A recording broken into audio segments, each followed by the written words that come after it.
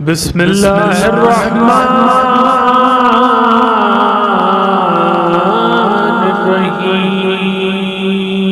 लेकिन एक एक आयत भी इतनी क़यामत खेज़ है कि जिससे आपको बताते हुए गुजरे। ये बात यहाँ हो गई और वहाँ यूसुफ के भाई आपस में बैठकर बातचीत कर रहे थे और यूसुफ के भाइयों ने जो बातचीत की वो कुरान ने लिखा। बिस्मिल्लाहिर्रहमानिर्रहीम। लक़द काना फ़ी यूसुफ़ व इख़्वतिही आयातुल लिस्साइली। यूसुफ और उनके भाइयों के क़िस्से में सवाल करने वालों के लिए हमारी निशानियाँ छिपी हुई है। इस क़िस्से में जो भी सवाल करना चाहता है उसके लिए एक हमारी निशानी मौजूद है, उस निशानी के ज़रिए से सवाल का जवाब दिया जाएगा। है ना तवज्जो? उस आयत को कुछ कहते नहीं, उसी आयत का नाम अली है। परवरदिगार आलम की उसी आयत को अली कहते हैं। इन्ना फ़ी ख़ल्क़िस समावाति वल अर्ज़ वख्तिलाफ़िल लैलि वन नहार लआयातिल लिउलिल अलबाब। आसमान और ज़मीन में कुछ नहीं है ऐसा कि जिसमें उसकी आयत मौजूद ना हो, और उसी आयत के ज़रिए से वो पहचाना जाता है। इसीलिए आयत को आयत कहते हैं, क्योंकि आयत कहते हैं उसी को कि जिसके ज़रिए से कोई पहचाना जाए, वो आयत है। और अली ने जो तौहीद का उसूल बताया वो ये है कि खुदा रूबरू सामने नहीं आता, वो तुम्हें नहीं दिखता, लेकिन वो अपनी पहचान आयत के ज़रिए से कराता है। अब कायनात के किसी भी गोशे में चले जाओ, तुम्हें वहाँ आयतुल्लाह मिलेगी कि जिसके ज़रिए से वो पहचाना जा रहा है। अब वही आयत यूसुफ और उनके भाइयों के क़िस्से में भी मौजूद है। उसी आयत के ज़रिए से यूसुफ के मर्तबे को पहचानो ताकि इरफान यूसुफ ज़हरा हासिल हो जाए। तवज्जुहात है ना? बात आगे करें तो जितनी तवज्जुहात है आपकी उतनी ही बुलंद सलवात पढ़ लीजिए। बात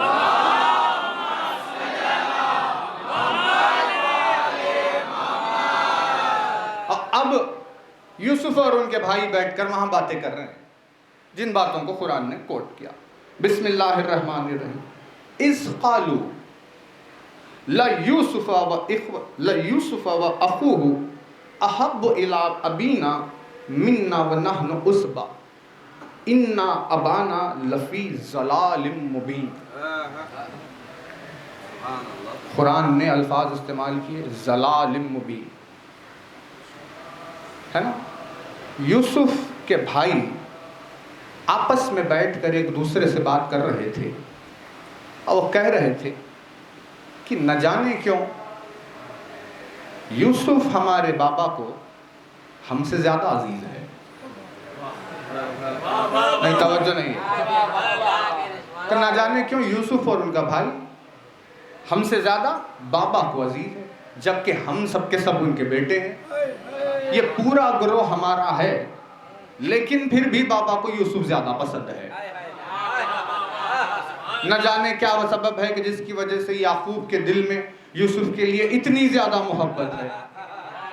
ये बात हुई, आयत ने क्या कहा? उन्होंने कहा इन्ना अबाना लफ़ी ज़लालिम मुबीन, कि इस बात में कोई शक ही नहीं है कि हमारे बाबा बड़ी गुमराही में है।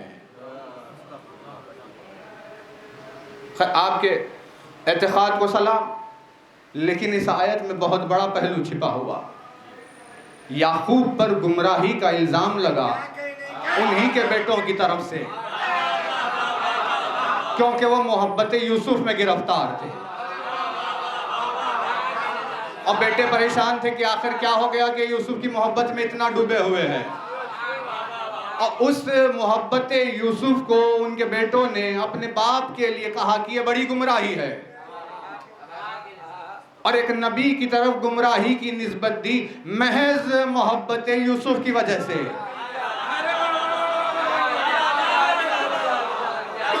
तो वही बात साफ हुई, कुरान तो खुल कर बात कर रहा है। बात वाज़ेह हो गई कि जब मोहब्बत यूसुफ में बेटों की तरफ से बाप पर गुमराही का इल्जाम लग सकता है, तो फिर मोहब्बत यूसुफ ज़हरा में किसी चाहने वाले पर गुमराही का इल्जाम क्यों ना लगेगा?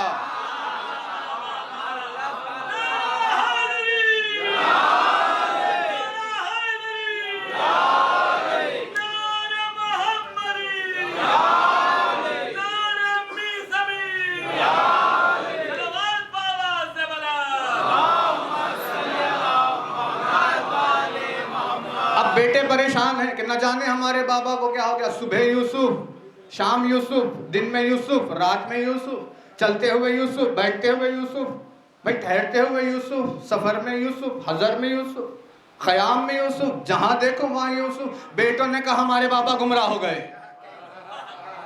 कि भाई उन्हें यूसुफ के सिवा कुछ और सूझता ही नहीं। लफी ज़लालिम मुबीन, वो गुमराही में बड़ी दूर तक चले गए हैं। तो पता ये चला कि मोहब्बत यूसुफ ने उन्हें उन पर गुमराही का ये इल्ज़ाम लगाया। ये कितना पुराना इल्ज़ाम है, ये आज की इजाद नहीं है। और इतने तवील सफ़र को तय करते हुए यहाँ तक पहुँच गया कि इन्हें क्या हो गया है, ये उठते हुए अली कहते हैं, ये बैठते हुए अली कहते हैं, ये चलते फिरते अली कहते रहते हैं।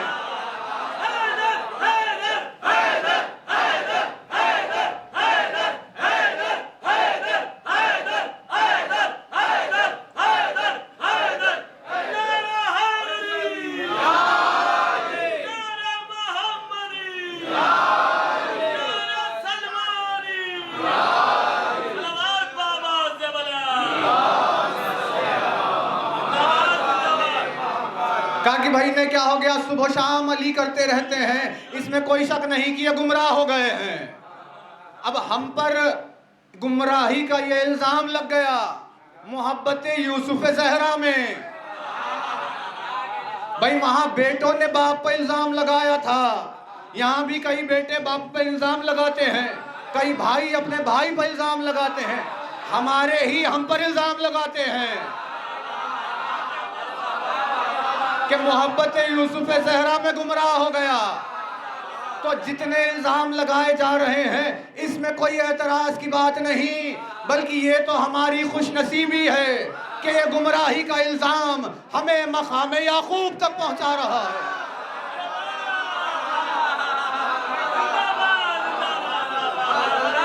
का जैसे इमाम ने फरमाया यूसुफ के गैब होते हुए याकूब का इंतजार, वैसे ही इमाम का गैब होते हुए उनके चाहने वालों का इंतजार उन्हें याकूब की तरह बनाएगा। वैसे ही ये गुमराही का इल्जाम भी मंजिलते याकूब अता करेगा। एक अली का चाहने वाला यूं गुजरता जिसे रसूल ने सनद देकर लोगों के जबानों पर मोहर लगाई।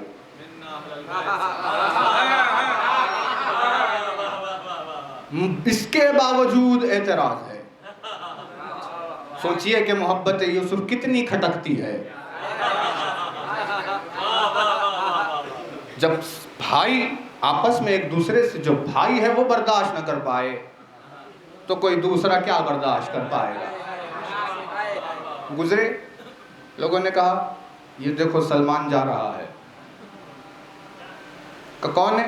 कहा ये वही है जो अली की मोहब्बत में गुमराह हो गया है।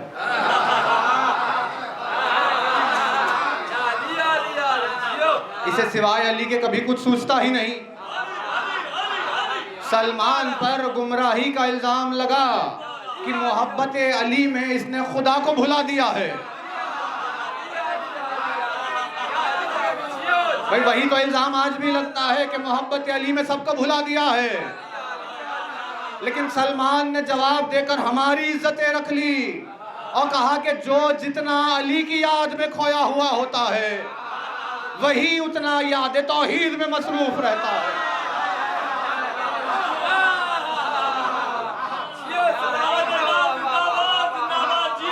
आयत के जरिए से, इसीलिए तो कहा कुरान ने, मौलाना ने इसीलिए कहा कि आयत के जरिए से उलिल अलबाब की क्या सिफत है। अक्ल के जो दर्जे हैं एक के बाद एक, एक के बाद एक, सबसे ऊंचा दर्जा अक्ल का उसे लुब कहते हैं। उन लोगों की जमा को अलबाब कहते हैं। उल अलबाब, उलिल अलबाब यानी अलबाब वाले, सबसे ऊंची अक्ल वाले। काइन की क्या सिफत है परवरदिगार? काइन फी खल्क़िस समावाति वल अर्ज़ वख्तिलाफ़िल लैल वन नहार आयातिल लिउलिल अलबाब। आसमानों और ज़मीन, रात और दिन के इख्तिलाफ में उलिल अलबाब खुदा को नहीं ढूंढते। भाई अक्ल के इतने बड़े दर्जे पर है लेकिन उन्हें वो अल्लाह को नहीं ढूंढते, नहीं तलाश करते। सबसे कम तरीन अक्ल के लिए क्या मौला ने फरमाया कि ये जो छोटी है ये मादियत में फिरते रहते हैं, इन्हें सिवाय जायदाद, दौलत, गाड़ी, पैसा, कपड़ा, इन चीज़ों के अलावा कुछ दिखता ही नहीं। यानी जिसकी भी निगाह में सारी ये चीज़ें हैं, समझ में आता है कि कितना मादी है। फिर मौला ने फरमाया इसके बाद अक्ल आगे बढ़ती है, अगर इससे ऊंची हो जाए तब मादियत से हटकर नूर की बात करती है। अब अगर आप उन मादियत वालों से कहेंगे कि भाई कहो ला इलाहा इल्लल्लाह, तो उन्हें समझ में नहीं आएगा। उन्हें इतना ही समझ में आता है कि महल कैसे बनाना है, खाना कैसे खाना है, सवारी कैसे करनी है, लिबास कौन सा पहनना है, यही बातें समझ में आती है। उन्हें गैब समझ में नहीं आता, जो हाजिर है वही समझते, अब वो गैबत को नहीं पहचानते। तो अब उस दर्जे पर पहुंचने के बाद दूसरे लेवल पर इमाम ने फरमाया अब वो लोग हैं जो पहचानने लगते हैं नूर को और अब गवाही देते हैं हाँ ला इलाहा इल्लल्लाह, कि हाँ हम ईमान रखते हैं कि अल्लाह के सिवा कोई माबूद नहीं। अब ईमान आया, लेकिन अक्ल तरक्की करके उससे आगे चली गई। तो उसके बाद आयत ने क्या कहा, अब जब उससे आगे निकल गई तो अब वो अल्लाह की तलाश को बंद कर देते हैं। भाई अभी तक खुदा को ढूंढ रहे थे, लेकिन अब खुदा को नहीं ढूंढ रहे, बल्कि जैसे ही अक्ल सबसे अजीम दर्जे पर पहुंच गई तो अब वो अल्लाह को छोड़कर उसकी आयत की तलाश में निकल जाते हैं। लआयातिल लिउलिल अलबाब, क्योंकि उन्हें यह समझ में आ गया कि हमें अल्लाह नहीं मिलेगा, उसकी आयत ही मिलेगी, और जिसे उसकी आयत मिल जाए उसे अल्लाह मिल जाएगा।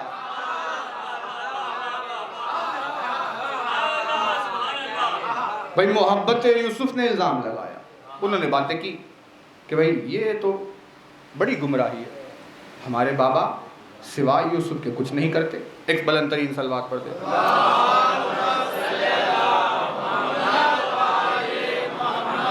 एक और बावाज बुलंद सलवात।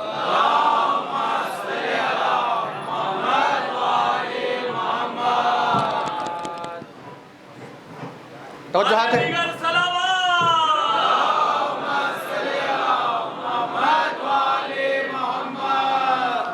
तो अब इल्ज़ाम लगा और आपस में बातचीत करने लगे कि पता न जाने क्यों हमारे बाबा को यूसुफ हमसे ज़्यादा पसंद है। तो उन्होंने तय किया कि अब हम क्या करें। तो उन्होंने तय किया, नतीजा ये निकला कि हम यूसुफ को क़त्ल कर देंगे, या हम यूसुफ को किसी कुएं में फेंक देंगे। ये नतीजा निकला। तो उसमें से एक शख्स ने कहा कि हम यूसुफ को क़त्ल नहीं करेंगे, बल्कि हम यूसुफ को कुएं में फेंक कर आ जाएंगे। तो ये जो एक शख्स है, जो उन्हीं में से एक था जो एतराज़ कर रहे थे, लेकिन वो क़त्ल यूसुफ के आड़े आ गया। उसने कहा कि क़त्ल नहीं करेंगे, बल्कि इन्हें कुएं में फेंका जाएगा। तो ये क्यों हुआ? का वो इसीलिए क्योंकि अम्र खुदा में यूसुफ की हयात थी। तवज्जो रहे बहुत। जब अम्र खुदा में हयात यूसुफ है तो इसका मतलब यह है कि कोई उसके अम्र को बदल नहीं सकता, और खुदा अपने दुश्मन के जरिए से अपने अम्र को पूरा कर लेगा। भाई फिरौन ये चाह रहा था कि मूसा कत्ल हो जाए, लेकिन अल्लाह ने चाहा कि मूसा आगे बढ़ेंगे, लिहाजा फिरौन ही के जरिए से परवरिश कराई। भाइयों ने चाहा कि यूसुफ कत्ल हो जाए, लेकिन खुदा चाह रहा था कि वो आगे बढ़ेंगे, लिहाजा उन्हीं में से एक के जरिए से वो कत्ल के आड़े आ गया। वैसे ही ये चाहते हैं कि यूसुफ ज़हरा को कत्ल कर दे, लेकिन परवरदिगार ने कहा कि मैं अपने नूर को तमाम करके रहूंगा, वलो करहल मुशरिकून, वलो करहल काफिरून, चाहे काफिरों और मुशरिकों को कितना ही बुरा क्यों ना लगे, लेकिन मैं इस सिलसिले को आगे बढ़ाकर रहूंगा। और नतीजे पर निकलने के बाद वो अपने बाबा के पास आए। उन्होंने कहा, बाबा क्या वजह है कि आप यूसुफ के ताल्लुक़ से हम पर भरोसा नहीं करते? ऐसा कीजिए कि कल यूसुफ को हमारे साथ भेज दीजिए ताकि वो हमारे साथ खेले और कूदे, घूमे और फिरे और इस तरह खुश हो जाए। तो जो है ना, ये साजिश करके वो आए। याकूब ने अजब जवाब दिया। उन्होंने कहा कि मुझे इस बात का खौफ है कि कहीं ऐसा ना हो कि तुम खेल कूद में मसरूफ रहो और यूसुफ को भेड़िया खा जाए। और भाइयों ने बाद में आकर कहा क्या था, भाइयों ने बाद में आकर कहा भेड़िए ने खा लिया। वो होने से पहले याकूब ने कहा कि मुझे डर है कि कहीं उसे भेड़िया ना खा जाए। मतलब यानी याकूब के सामने आश्कार हो गया कि इनके दिलों में क्या भेद छिपा हुआ।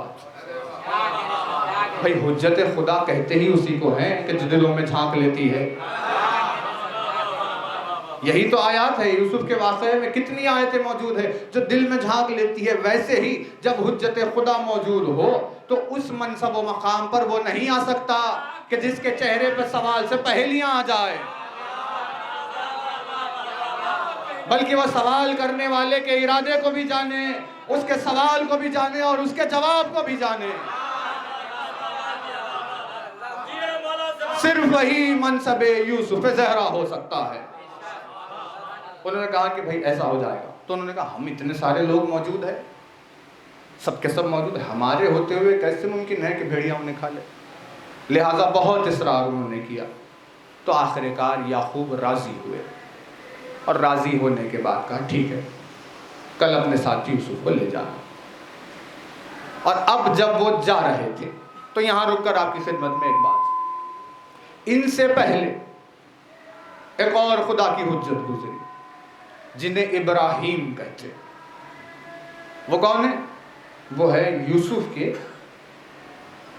परदादा, यानी इब्राहिम के बेटे इसहाक, इसहाक के बेटे याकूब, याकूब के बेटे यूसुफ, यूसुफ के परदादा, उनका इब्राहिम का वाक़या कि एक शदीद आग जलाई गई और दुश्मन ने कहा कि इस आग में इब्राहिम को फेंक दिया जाए ताकि इब्राहिम को उससे शहीद किया जाए। उस वक्त के मंजनीक से इब्राहिम को आग में फेंका गया। सारे फरिश्ते बेचैन हो गए कि तेरे खालिस बंदे को परवरदिगार ये आग में झोंक रहे, क्या करे, क्या तू इजाजत दे कि हम जाकर इब्राहिम को बचाए। तो खुदा ने कहा कि अगर तुम बचा सकते हो तो बचा लो। इतने मुखर्रब उसके बंदे, उसके बावजूद कह रहा है बचा सकते हो तो बचाओ। यानी इसका मतलब यह है कि खुदा जानता है कि इस्तिताअत तुम्हारी नहीं है जब तक कि हम नहीं चाहेंगे। वैसे ही जब उस अमानत के ताल्लुक से सवाल उठा, फरिश्तों ने पूछा परवरदिगार क्या हम तेरी अमानत को उठा लें? जमीन और आसमान ने पूछा क्या उठा ले? तो कहा कि तुम अगर उठा सकते हो तो उठा लो। लेकिन जब कोशिश करने लगे तो कोई नहीं उठा पाया। और कुरान ने कहा इंसान ने उसे उठाया कि बड़ा जालिम और जाहिल था। भाई बात वाज़ेह हो रही है ना? तो इमाम से पूछा कि ये कौन सी अमानत थी? कहा वो अमानत थी अली की वलायत की अमानत, वो वलायत थी सिलसिला रसूल की अमानत कि जिसे अल्लाह ने आसमान और ज़मीन के सामने पेश किया लेकिन कोई उठा नहीं सकता था, लेकिन इंसान ने उसे उठाने की कोशिश की। कितना जालिम और जाहिल है। यानी जो बोझ उठा नहीं सकते अगर उसे उठाने के लिए आगे बढ़ जाए तो जुल्म और जहल है, और जुल्म और जहल किसी आदिल का कायम मकाम नहीं हो सकता।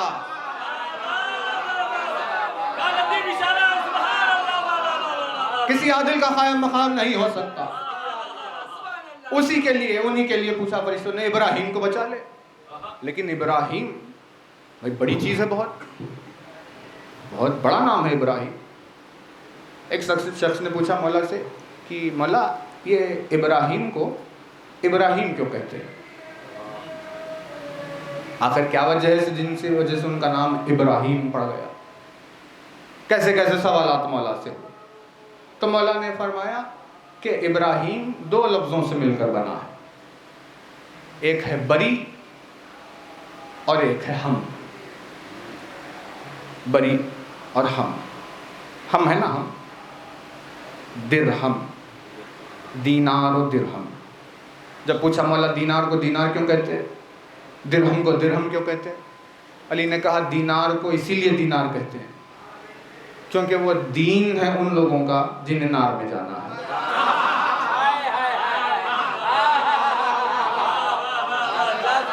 भाई दौलत इंसान को कहां से कहां पहुंचा रही है, जमा करते जाएंगे, उसी को अपना दीन बना लिया और उसने उन्हें नार में पहुंचा दिया, इसीलिए उसे दीनार कहते हैं। अब कहा दिरहम को दिरहम क्यों कहते हैं, कहा वो इसीलिए क्योंकि दिरहम बना है दार और हम से। भाई दार कहते हैं घर को और हम कहते हैं परेशानी को, क्योंकि दिरहम का जमा करना उन्हें दारे हम में पहुंचाएगा, इसीलिए उसे दिरहम कहते हैं। यही हम है जो इब्राहिम में है। मौला ने फरमाया इब्राहिम को इब्राहिम इसीलिए कहते हैं क्योंकि वो बरी है हमसे। कहा ये इब्राहिम आखिर हमसे बरी कैसे हो गए, कहा वैसे ही बरी हुए जैसे इब्राहिम का सरदार बरी हो गया। अब जब निगाह उठा के देखी तो खैबर गूंज रहा है कि कुल्लो हम्मिन व गम्मिन सयन जली।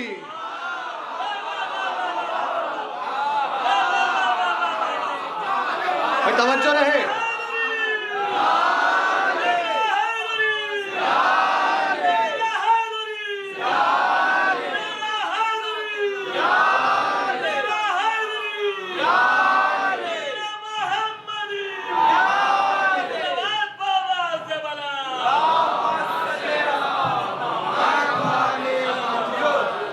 खैबर में आवाज आई कि ऐ मेरे हबीब अली को पुकारो, उसे पुकारो, उसके आने से कुल्लो हम्मिन व गम्मिन, हर परेशानी, हर हम और हर गम उसे पुकारने से दूर हो जाएगा। क्या उसका नाम क्या है, कहा बे अलीन बे अलीन बे अलीन बे अली।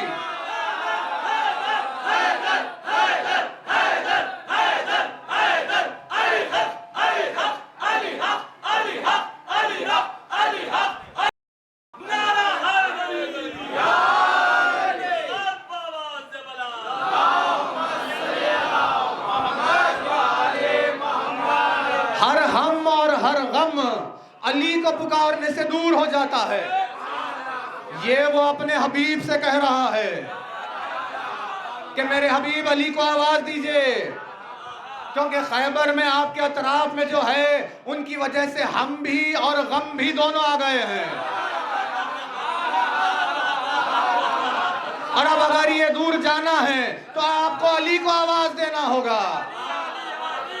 अली को आवाज दी और हम से बरी हो गए। तो अब बात समझ में आई कि इब्राहिम को इब्राहिम क्यों कहते हैं, क्योंकि इब्राहिम हमसे बरी हो गया अली को पुकार पुकार कर।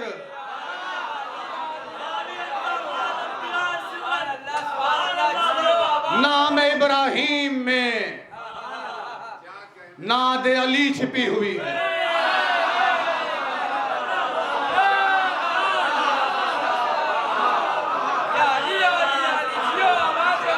हमसे बरी है इब्राहिम। का कैसे बरी हुए, का वैसे ही जैसे उनका सरदार बरी हुआ।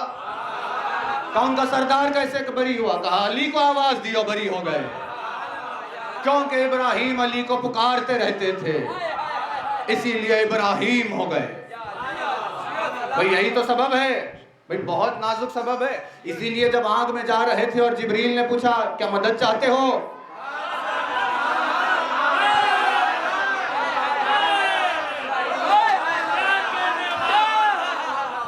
क्या मदद चाहते हो, इब्राहिम ने कहा चाहता तो हूं लेकिन तुमसे नहीं।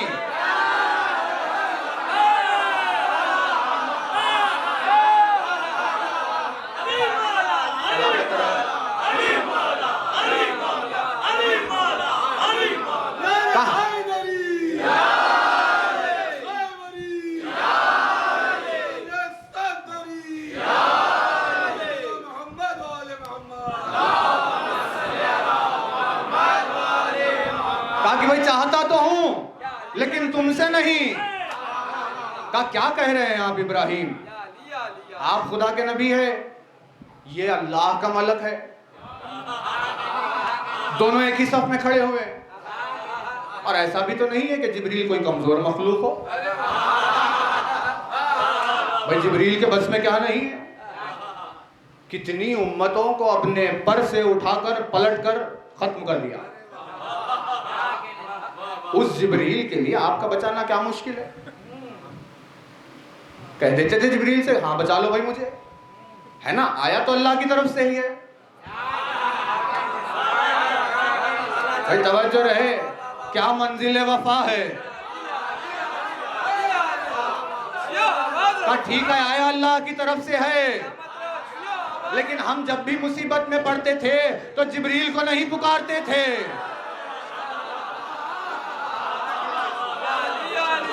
अली के नाम ने हमें इब्राहिम बनाया है। और आज अगर आग में जाते वक्त जिब्रील से मदद ले लेंगे तो हमारे नाम की लाज नहीं रहेगी।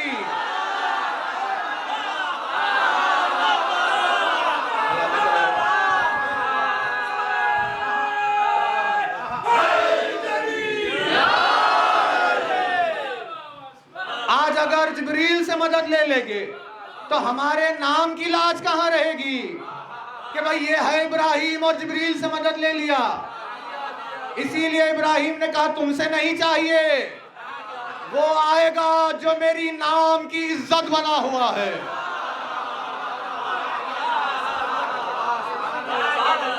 अली नाम है आबरू इब्राहिम का।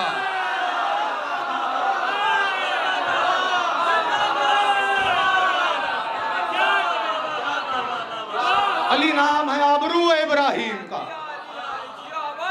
उसने इब्राहिम के नाम की लाज रखी। जिब्रील पलट गए कि परवरदिगार वो चाहते तो हैं, लेकिन उन्होंने कहा मुझसे नहीं चाहिए। कहा हमें पता था वो इब्राहिम तो है, वो उसी को पुकारेगा जिसकी वजह से वो इब्राहिम है।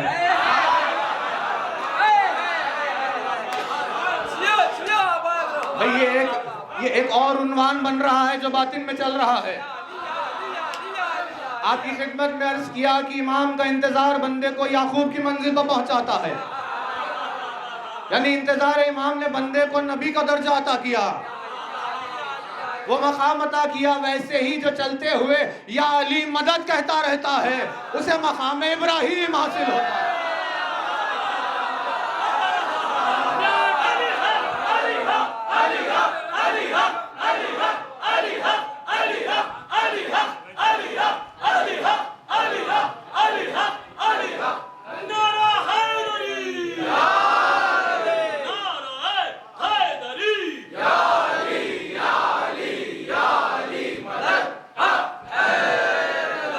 अब उनसे इस हकीकत को कौन कहे जो मकाम इब्राहिम पर खड़े होकर नमाज पढ़ रहे हैं।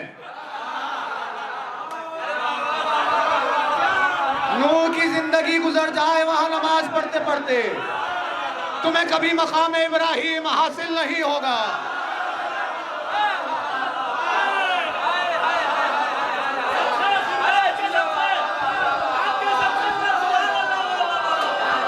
लाखों साल की इबादतों से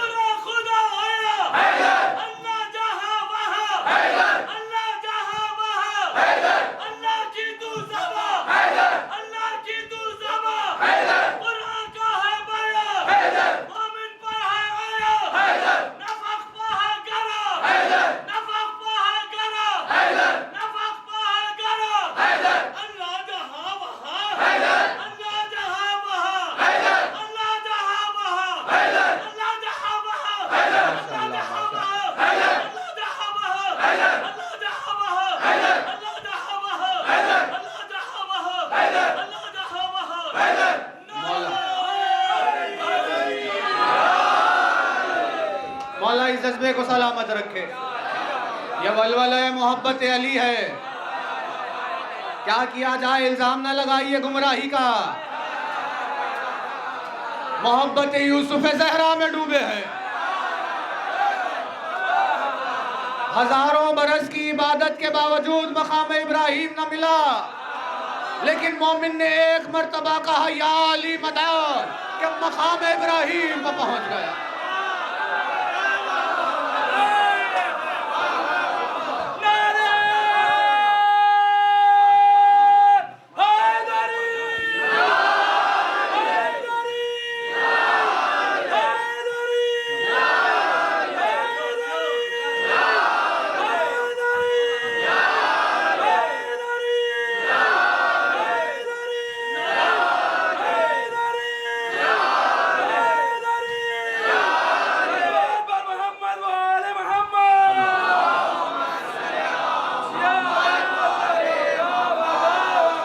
एक मर्तबा नाम अली और मकाम इब्राहिम पर पहुंच गया।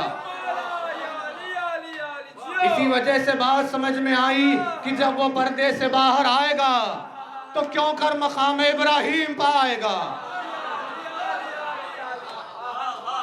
का नाम की लाज रख ले या अली, मैंने जिब्रील को भेज दिया है।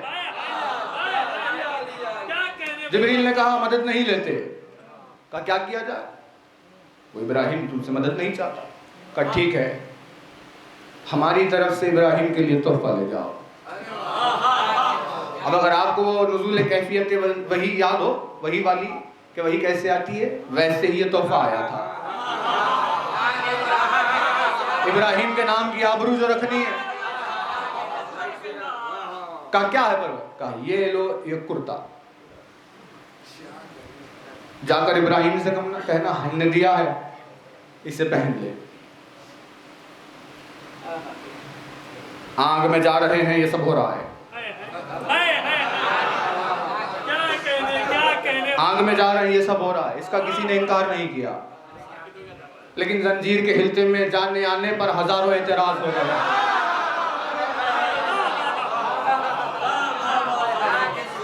क्या अदावत भरी हुई है लोगों के दिलों में। वो परेशान हैं।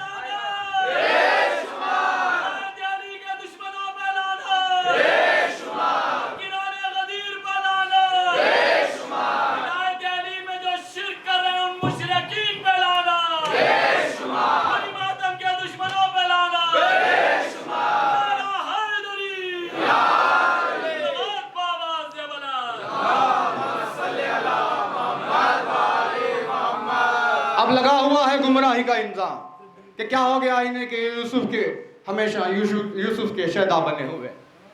और जहन आपकी बहरहाल जज्बे ईमानी को भी हज़ारों सलाम, लेकिन थोड़ा सा इख्तिसार नारों के लिए आपके, क्योंकि बहुत ताख़ीर होती जा रही है। मजलिस को तमाम करना, एक बुलंद तरीन सलवात और पढ़ दीजिए बात।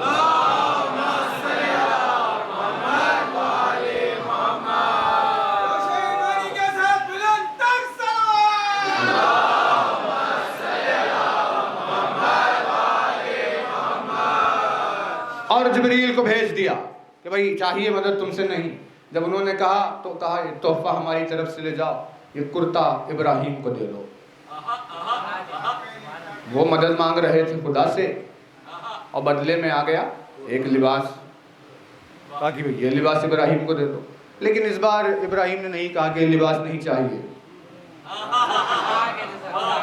जिब्रील को भेज दिया और कुर्ते को रख लिया। ये क्या किया आपने इब्राहिम? कहा कि भाई उसी दरवाजे पर तो खड़े हैं कि जहां जो दिया जाए वो ले लेना चाहिए, जिससे रोका जाए उससे रुक जाना चाहिए। इब्राहिम अकेले नहीं थे, बल्कि वो फरिश्ते भी सवाल करने के लिए पहुंचे थे। अब थे आसमान की मखलूक, इंसान नहीं थे, लेकिन रोटी दी गई तो हाथों को बड़ा कर ले लिया। कहा कि मलक होके रोटी खाते हो? कहा नहीं, जो दरबार से मिल जाए वो ले लेना चाहिए। कुर्ता दे दिया, इब्राहिम ने कुर्ता पहन लिया। अब जो ही कुर्ता पहना, आग में जो आए, आग का कोई असर ही नहीं इब्राहिम पर। और गुलशन में, बाग में जैसे कोई टहलता, वैसे टहल रहे हैं। कहीं इसे क्या हो गया? सबने, नमरूद ने और सबने देख कर क्या कहा, इसे क्या हो गया? आग को ये जला नहीं रही।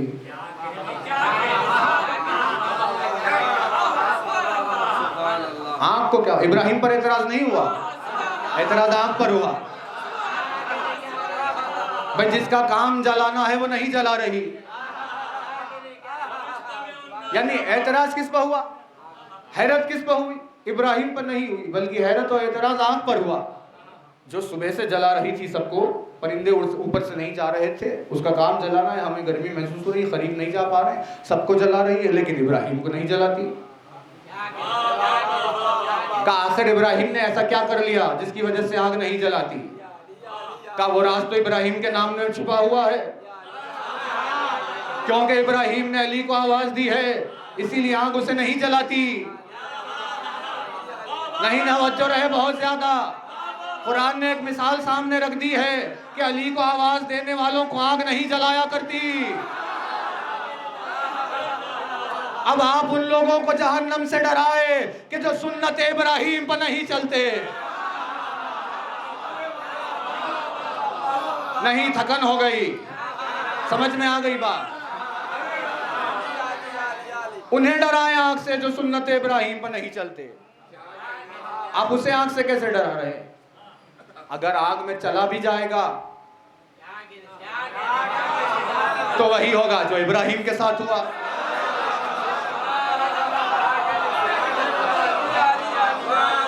वो कहां अली वाले को जला पाएगी?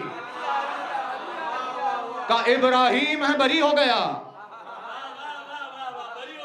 हैरत में पड़ गए। का ये हुआ कैसे? अली तो आए नहीं थे, आखिर फिर हुआ कैसे? का अली नहीं आए, लेकिन अली ने लिबास भेजा।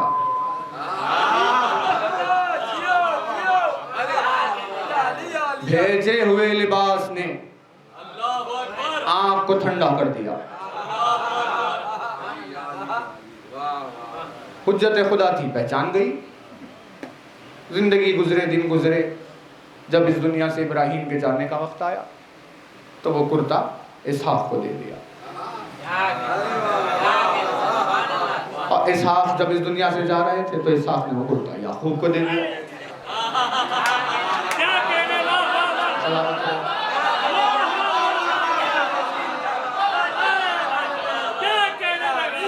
और याकूब ने वो कुर्ता यूसुफ को उस दिन पहनाया जिस दिन भाइयों ने आकर कहा कि हमें यूसुफ को ले जाने दो।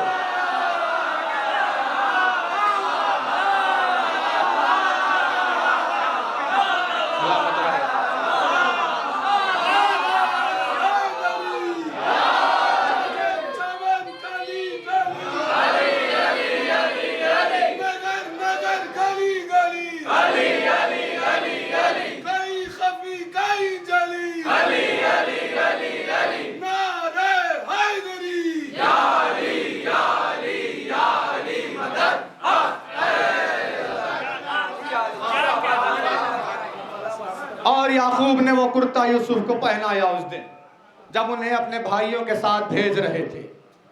कहा ये क्या किया आपने? ये क्यों? कहा इसीलिए ताकि इससे यूसुफ की हिफाजत हो जाए। जैसे इब्राहिम की हुई थी वैसे ही यूसुफ की हिफाजत हो जाए। यानी इब्राहिम भी पनाह है अली में, यूसुफ भी पनाह है अली में। जो पनाह अली में आ जाए उसे कौन कत्ल कर सकता है? भेज दिया। यही कुर्ता था कि जो सालों के बाद यूसुफ ने कहा कि ये ले जाकर मेरे बाबा की आंखों पे रख देना। जैसे ही कुर्ते को आंख पर रखा तो बीनाई आ गई, फिर से देखने लगे। कहा कि भाई ये सब हो क्या रहा है, ये हो क्या रहा है? आंख से बचा लिया, जान बचा ली, बीनाई वापस आ गई। यानी अंबिया के मोजिज़े एक कुर्ते में जमा है।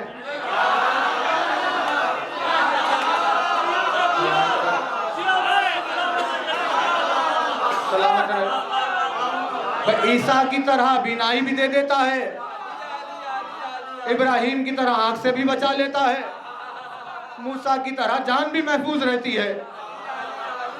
अंबिया के मौजिज़े एक लिबास में जमा हो गए। क्या तेरी अता है या अली? कहा आखिर हो क्या रहा है इस लिबास से, ये कैसे हो रहा है? कहा यही तो है इब्राहिम के तबर्रुक का असर।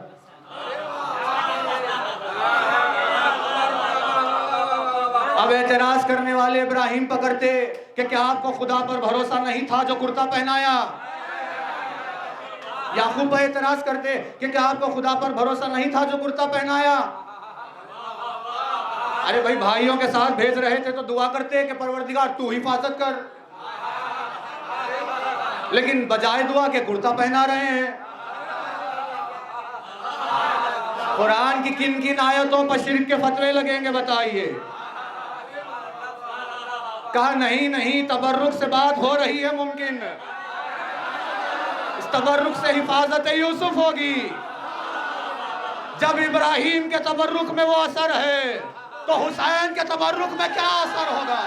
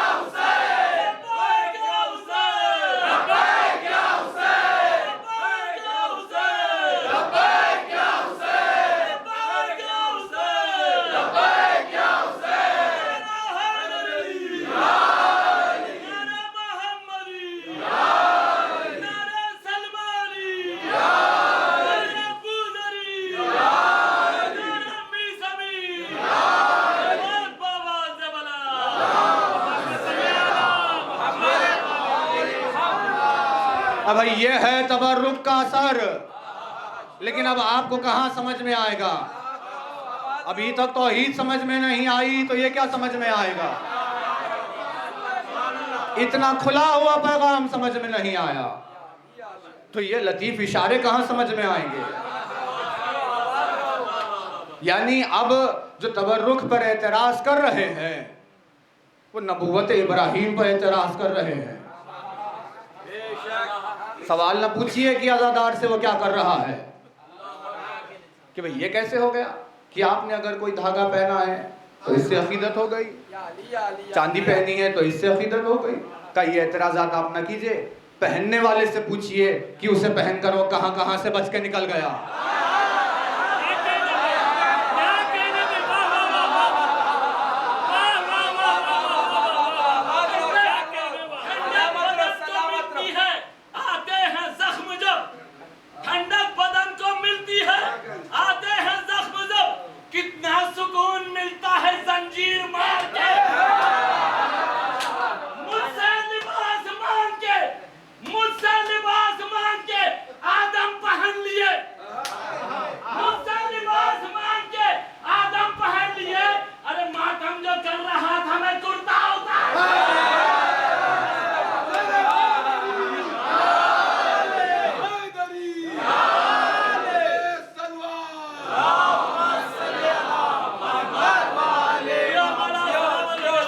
ये है तबर्रुक का असर।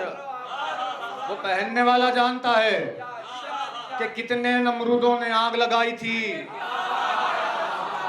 और वो कैसे इब्राहिम बनकर निकल गया। देखिए वक्त हो गया, क्या करे, काफी हो गई ऑलरेडी,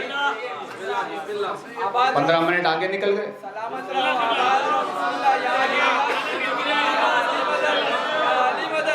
हालांकि आज के लिए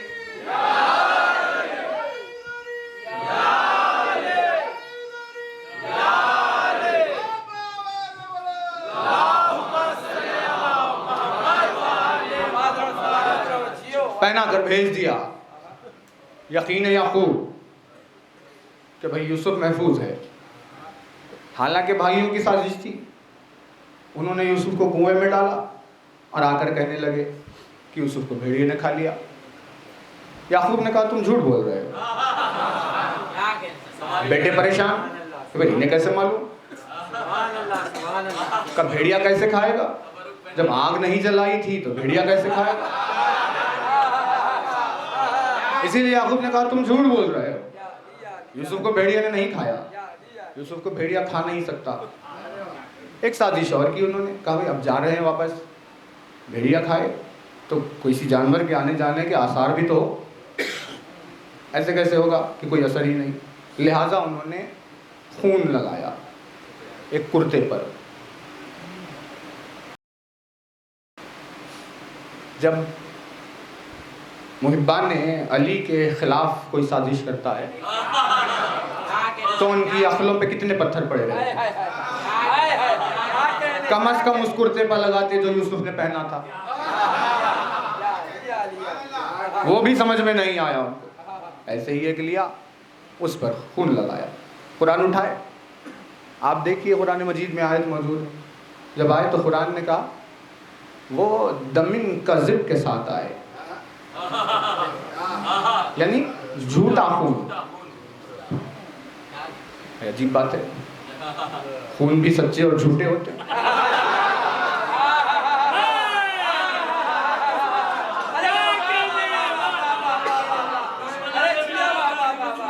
कुरान कह रहा है कि वो कुर्ते पर झूठा खून लगा कर आए।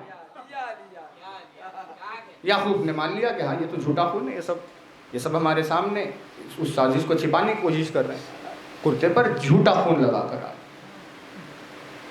आदम की खिलाफत की बात चल रही थी, मलाइका ने खुदा से कहा कि तू उसको क्यों खलीफा बना रहा है परवरदिगार, फिसाद करेगा, खून बहाएगा। आयत क्या है? यस्फिकु दिमा, खून को बहाएगा। दिमा, दिमा क्या है? प्लूरल। दम यानी खून, दम मतलब खून, दम अली अली।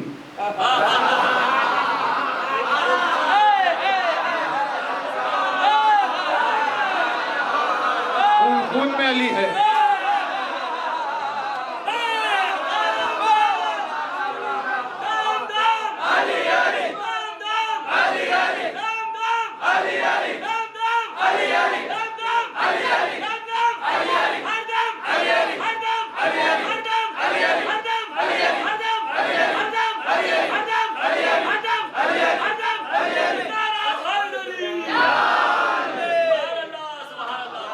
दम कहते हैं खून को, कहा दम खून, खून में अली है, हर खून में अली है। कहा ये क्या है? सच्चा खून है।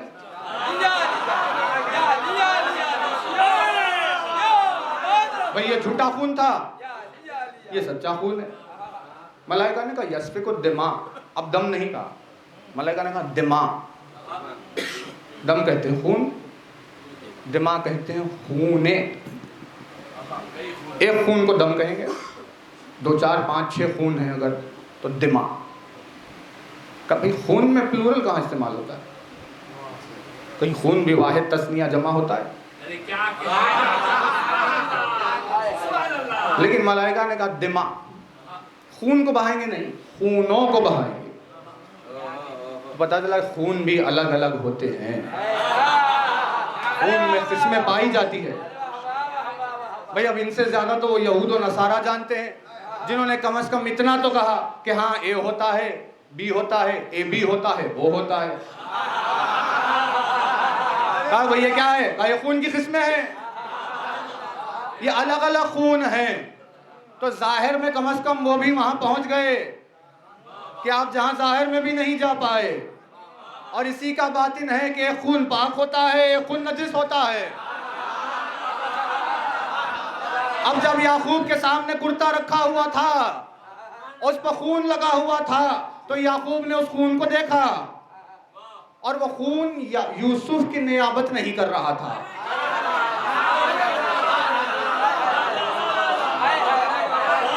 क्योंकि उस खून से नियाबत यूसुफ नहीं हो रही थी।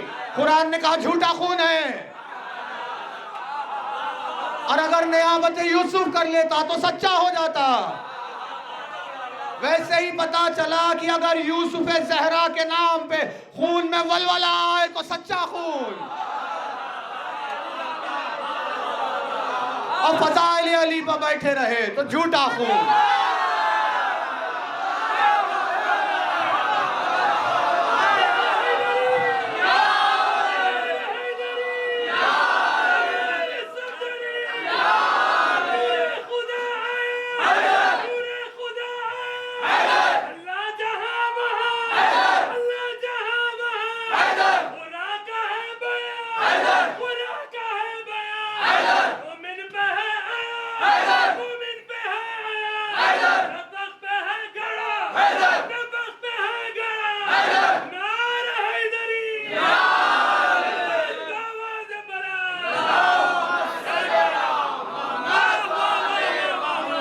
नाम अली पे वलवला पैदा हो जाए, बाप की नियाबत कर रहा है, सच्चा खून खामोश बैठा हुआ है, झूठा खून। क्योंकि बेटे की रगों में बाप का खून होता है। अब ये तो वही जाने जो झूठे बाप वाले हैं, लेकिन सच्चे बाप वालों के खून में अली के नाम पर रवानी आ जाती है। सच्चा खून। कहा यूसुफ के कुर्ते पर झूठा खून लगाता। याकूब ने देखकर खुशबू से, रंग से, मिजाज से पहचान लिया यूसुफ का नहीं है। नहीं, तवज्जो नहीं की, थक गए हैं। देखिए, इस खाकसार की सुबह 6 बजे लॉगिन होती है, फिर दिन तमाम नौकरी चलती है, फिर उसके बाद ये दूसरी दुनियावी चीज़ें, फिर मिजाज वगैरह का तो आपको पता ही है क्या क्या चल रहा है। अब ये मिंबर है इसीलिए कुछ दिखाई नहीं दे रहा, वरना जो कल्ब है वो जानता है कि क्या क्या सह रहा है। अब फिर सुबह 6 बजे वही काम शुरू, लेकिन आपको कहीं थकान दिख रही है?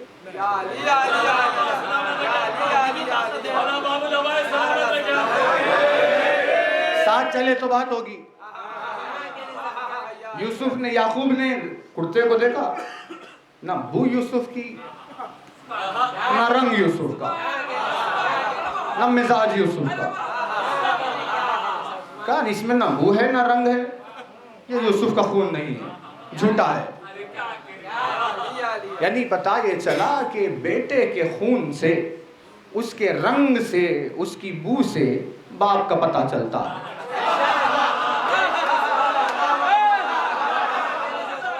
अब इससे ज्यादा और क्या कहें? सच्चा खून है या झूठा खून?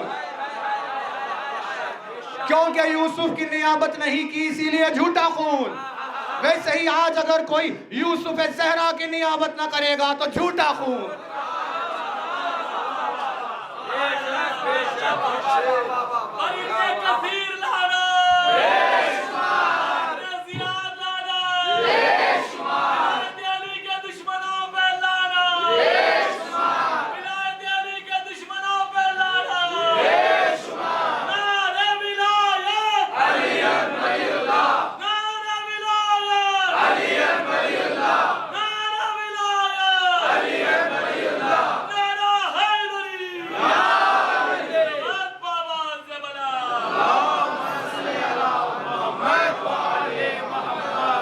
कहा कि अगर नहीं, तवज्जो नहीं दिला रहा, नियाबत नहीं कर रहा यूसुफ ज़हरा की, झूठा खून है।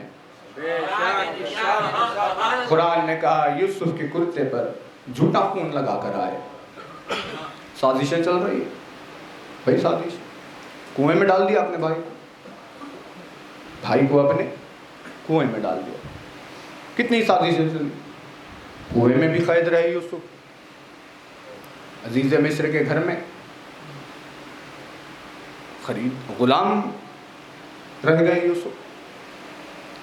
कैद खाने में भी कई बरस गुजार दिए यूसुफ ने। अब कैद खाने में जब गए तो दोस्ती हुई दूसरे कैदियों से, ये भी है, ये भी है, ये भी।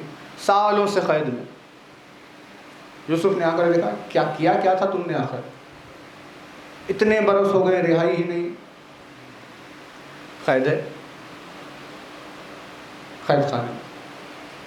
उनमें से कई बेगुनाह भी थे कैद में कि भाई हमने कुछ गुनाह तो किया नहीं, लेकिन वो क्या करे, इल्ज़ाम और कैद में डाल दिया। सालों गुजर गए, यानी जवानी से बूढ़े हो गए, कैद से छूट नहीं मिली। यूसुफ भी जब कैद हो गए तो बातचीत में दोस्ती हुई, सारी चीज़ें हुई। परवरदिगार आलम ने बरकत यूसुफ से उन्हें कैद से आज़ाद किया।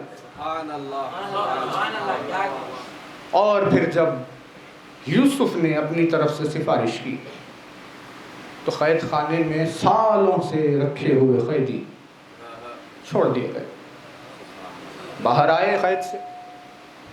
एहसान गुजारी यूसुफ किया कि भाई आप ना होते तो हमें कौन कैद से आज़ाद कराता। ये सूरत हाल गुजर गई। कितनी बरकतें यूसुफ। ये वाक़या कुरान में रखा कि देखो हमने यूसुफ के ज़रिए से कितनों को कैद से छुड़ाया। हज़ारों सलाम यूसुफ, आपकी अज़मतों को हज़ारों सलाम। क्या कहे उस नबी के लिए कि परवरदिगार आलम ने कुरान में ज़िक्र किया, नाम का सूरा रखा, इतनी ताज़ीम व तकरीम उनकी बयान। हज़ारों लाखों यूसुफ को सलाम। लेकिन यूसुफ कैद से आज़ाद कराना कुछ और है और दोज़ख से आज़ाद कराना कुछ और है।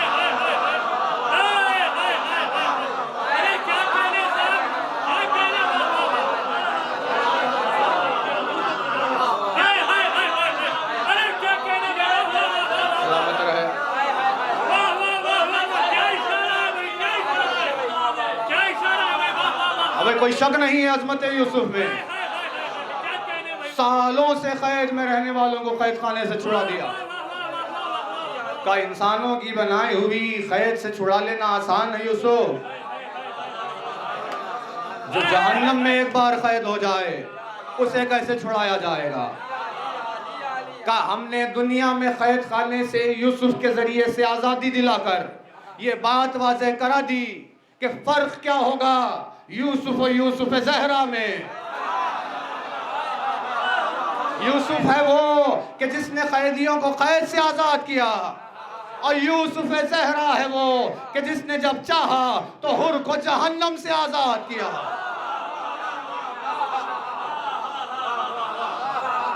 तकदीर ने गूंगों की ज़बानों में अल्फाज पैदा कर दिए तो जो बोलने वाले हैं वो क्या नहीं बोलेंगे। और ऐसा यानी इस खाकसार ने अपनी जिंदगी में नहीं देखा ऐसा कोई मिसरा। क्या कहने मालूम हो ऐसे कि जैसे खुद खुदा ने हाथ थाम कर मिसरे को लिखवाया हो। कहा कि भाई तासीर क्या है यूसुफ ज़हरा की। कहा यूसुफ ज़हरा ने देखा एक निगाह में कि कोई जहन्नम की कैद में कैद हो रहा है जिसे आज़ाद होना चाहिए। यूसुफ ज़हरा की बरकतों से उसे छोड़ दिया गया और गोया हुई ज़बाने शाहकार अपनी मंजिल को पहुंचा कि दोज़ख से जब आज़ाद किया हुर को खुदा ने। दोज़ख से जब आज़ाद किया हुर को खुदा ने, खुलवा दिए फिरदौस के दर उक़दा कुशा ने। ज़ानू पर रखा सर को इमामे दो सरा ने, आला किया अदना को बुजुर्गों की दुआ ने। सब जिसके तलबगार थे जन्नत में वो दुर था, हूरा ने जिना गिर्द थी और बीच में हुर था। क्या असल थी इस नक्ल की और क्या समर आया, अल्लाह की कुदरत ये कहां था किधर आया। लो शाम का भूला हुआ वक्त सहर आया, तलवारों की दरिया से सलामत उतर आया। नेज़ों को असा तेगों को पुल कर दिया इसने, आतिश को चमन खार को गुल कर दिया इसने। किस लश्कर बदखू से बिगड़ कर निकल आया, 2 लाख सितमगारों से लड़कर निकल आया। तनता हुआ तलवार पकड़ कर निकल आया, नेज़ा था कि हर क़ल्ब में गड़ कर निकल आया। काबे की तरफ देर में गर्दैर से पहुंचा, शर ने उसे रोका था मगर खैर से पहुंचा। हक्का के ये रुतबा शहजीजा ने बख्शा, ईमा का शरफ फातिमा के माँ ने बख्शा। तालिब था वो जिसका वही अल्लाह ने बख्शा, बख्शा उसे खालिक ने जिसे शाह ने बख्शा। जन्नत उधर आई जिधर आया कदम इनका, कर देता है इंसान को फरिश्ता करम इनका। हूरे करे शौकी ये सुखन, वाह रे किस्मत। हूरे करे शौकी ये सुखन, वाह रे किस्मत। मुश्ताक जन्नत का चमन, वाह रे किस्मत। सरगोद में ले शाह जमन, वाह रे किस्मत। भाई कहे हसरत की बहन, वाह रे किस्मत।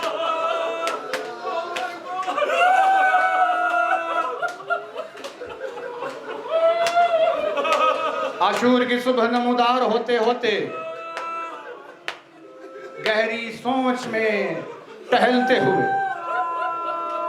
ज़मीर हुर उसे झिंझोड़ रहा था कि तुझे क्या हो गया है हुर? क्या तूने नहीं देखा कि कैसे हुसैन ने तेरे लश्कर को सैराब किया?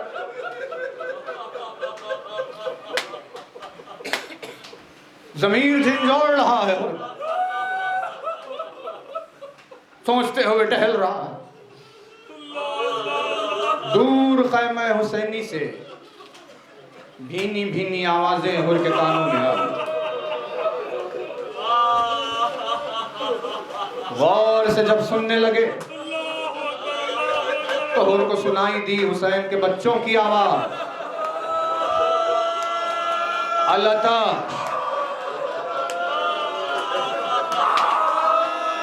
कालताश, इन आवाजों पर रहमत नाजिल करे। और के ज़मीर ने कहा तुझे क्या हो गया? ये वही हुसैन है कि जिसने तेरे लश्कर को सैराब किया। अब उसके बच्चों की आवाजें अलतश आ रही है। और ने कहा नहीं, हरगिज नहीं हो सकता, मैं हुसैन के खिलाफ नहीं ठहर सकता। उसकी तकदीर का सितारा चमका, परवरदिगार आलम की निगाह करम मुझ पर ठहरी। उसने रास्ता क़याम हुसैनी का किया। अपने बेटे से कहा मेरे लाल चलो हमें हुसैन के पास जाना।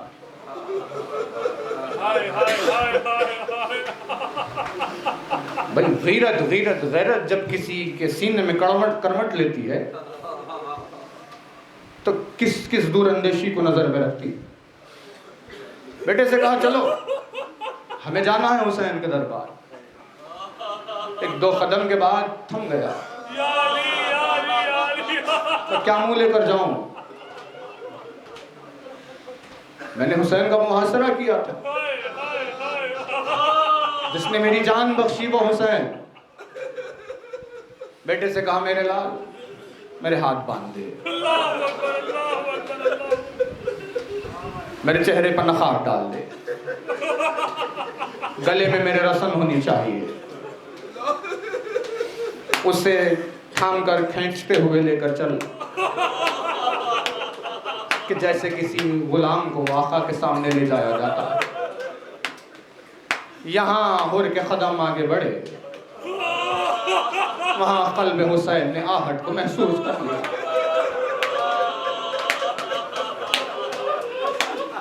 आगे बढ़े हुसैन, आवाज दी मेरे भैया अब्बास चलो मेहमान हमारे घर आ रहा है, चलो हुर का इस्तेकबाल करते हैं। ये कहकर हुसैन हुर की जानिब चले। दूर से निगाह पड़ी कि हुर के हाथ बंधे हुए हैं।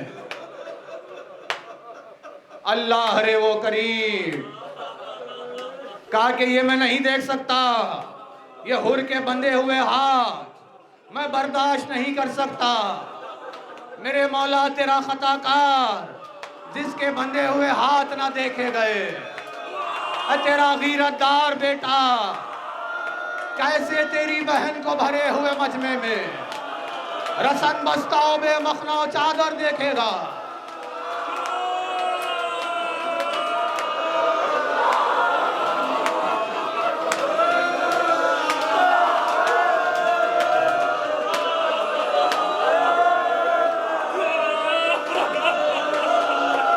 करीब आया, हुर ने हाथ खोले, हुसैन ने हाथ खोले, हुर को सीने से लगाया और कहा, हुर, हुसैन की गुर्बत पर सब्र कर लेना। कल तू मेरा मेहमान नहीं था, मैंने तुझे पानी पिलाया था, लेकिन आज तू मेरा मेहमान बन के आया है। हुसैन इतना गरीब है कि तुझे पानी नहीं पिला सकता।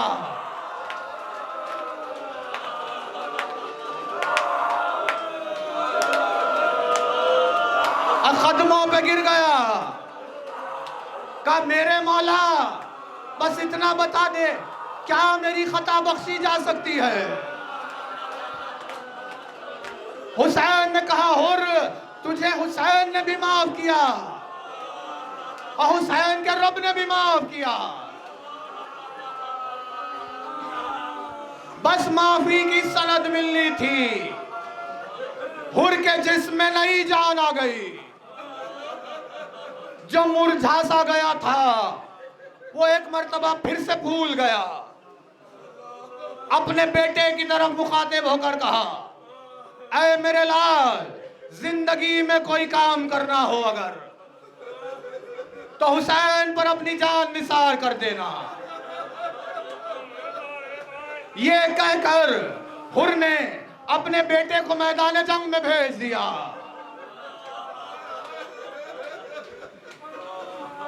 बस हुर से उसके बेटे का जुदा होना था कि हुसैन करीब आ गए। हुर के खांधे पर हाथ रख लिया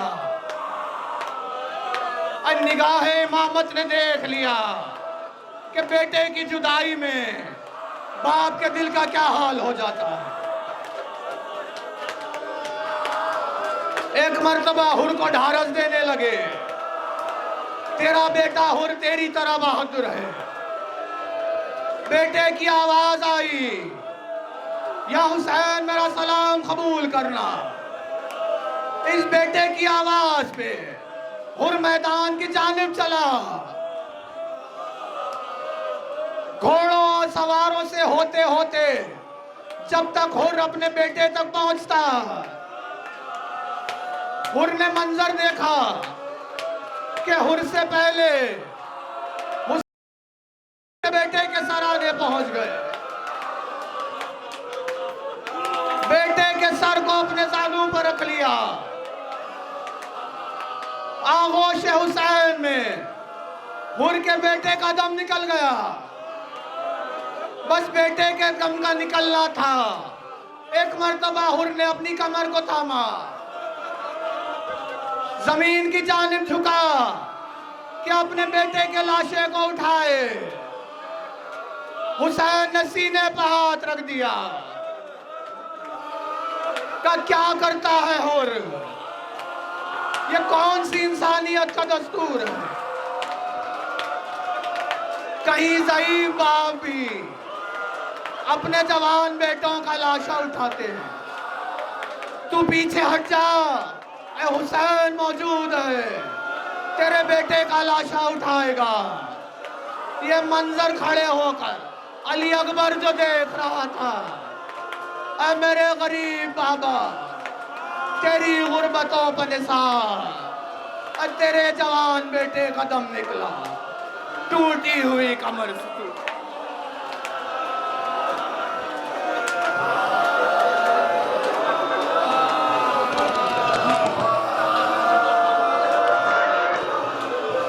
बिखरे पड़े हैं लाशें, औलाद मुर्तज़ा ज़ैनब उजड़ गई है,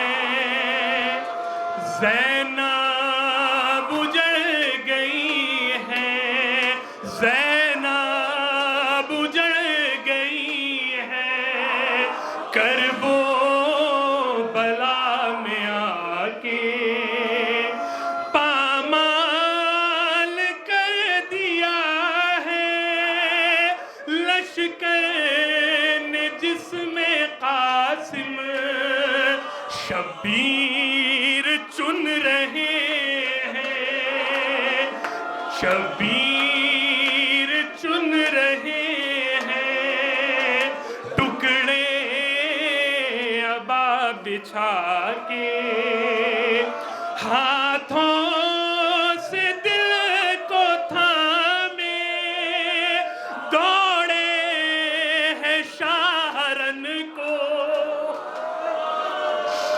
हाथों से दिल को थामे दौड़े हैं शाहरन को, शायद गिरे हैं अकबर, शायद गिरे हैं अकबर, बरछी जिगर पखा के अब्बा